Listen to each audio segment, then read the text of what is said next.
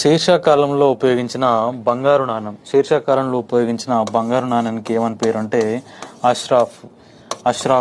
అష్రాఫీ అనేది బంగారు నాణ్యం, gold coin in the during of Sher Shah.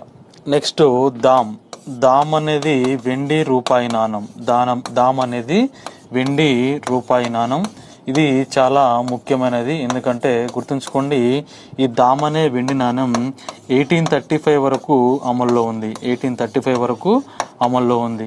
ఆ తర్వాత 1947 వరకు బ్రిటిష్ వార్ కరెన్సీకి ప్రాతిపదికన ఉంది.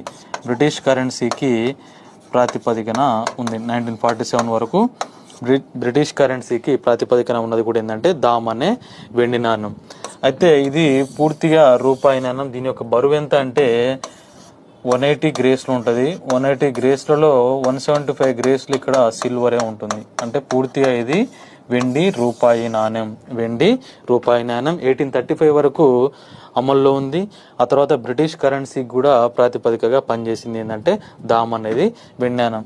ఇతడు పాతకాలపు నాటి నాణ్యములను రద్దు చేసి వాటి స్థానంలో బంగారం, వెండి, రాగి సరైన తూకంలతోటి వాటిని ముద్రించిండు. ఇది షేర్షా కాలం నాటి నాణ్యములు.